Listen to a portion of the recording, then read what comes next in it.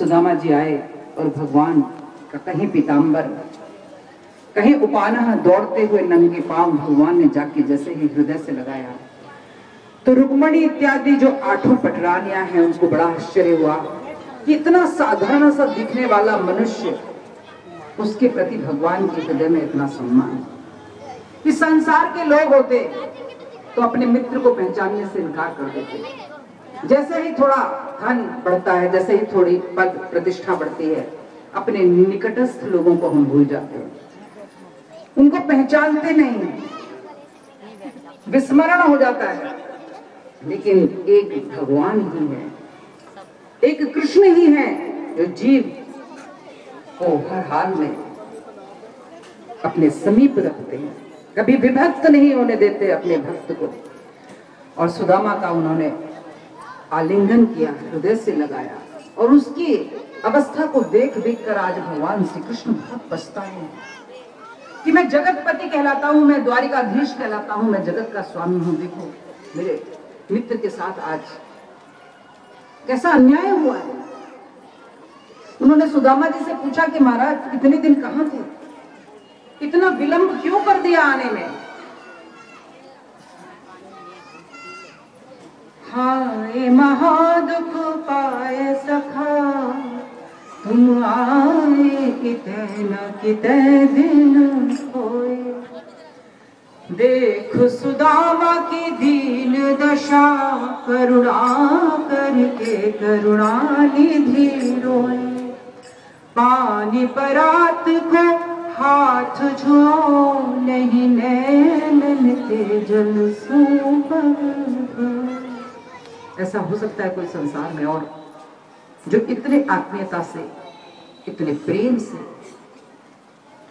अपने मित्र का स्वागत करे, और उस अवस्था में जबकि एक राजा और एक रंग की स्थिति में।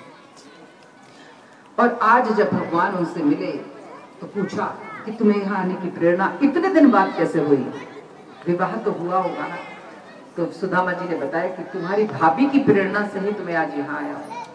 तो कन्हैया ने कहा कि अगर मेरी भाभी इतनी योग्य है, जैसा तुमने बताया, कितनी प्रीति रखती है मुझ में, तो उसने तुम्हें यहाँ भेजा है तो खाली हाथ तो नहीं भेजा, उसने मेरे लिए कोई उपहार, कोई भेंट भी दिया होगा। तो महालक्ष्मी ने दूर से खड़े खड़े महाराज कृष्ण को कहा कि आप कैसी बात कर रहे हो, अपने मित्र से मांग रहे हो। अरे आपको उसकी अवस्था दिखाई नहीं पड़ती, उसके फटे हुए वस्त्र, उसके सिर पे पगड़ी नहीं, उसके पैरों में जूता नहीं, आप उससे मांग रहे हैं। महाराज आज आपको हो क्या गया। आज तो भगवान के भी तेवर कुछ और ही है। उन्होंने रुक्मणी को वहीं अपने भ्रकुटी विलास से कहा कि दूर खड़ी रहो, महालक्ष्मी हो तुम, तुम्हें पता नहीं कि किसके हृदय में क्या है। तुम तो ऊपरी कलेवर देख लेती हो मनुष्य का, लेकिन मैं उसका हृदय जानता हूँ। जिसने मेरे पास इतनी प्रीति से भेजा है, उसने कुछ न कुछ भेंट दिया होगा। महालक्ष्मी ने फिर भी कहा कि महाराज आप आज्ञा करें तो मैं इसको बहुत सारी संपत्ति और वैभव दे दूं। बोले तुम देने वाली होती कौन, आज तो मुझे इससे लेना है।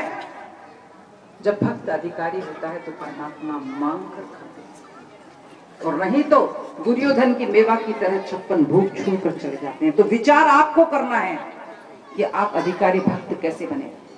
पात्रता में हमारी कमी होती है, परमात्मा तो बहुत लुटाता है, उसके दरबार में तो कोई कमी है ही नहीं, हमारे पात्रता में कहीं कमी है। एक अपराध हो गया था सुदामा जी से, उन्होंने भगवान श्री कृष्ण का जो भाग था गुरुकुल में वो खा लिया था। कृष्ण को जब आप भोग लगाते हैं ना, घर में जब भी आप भोग लगाते हैं, एक तो 2 थाली भोग की लगानी चाहिए।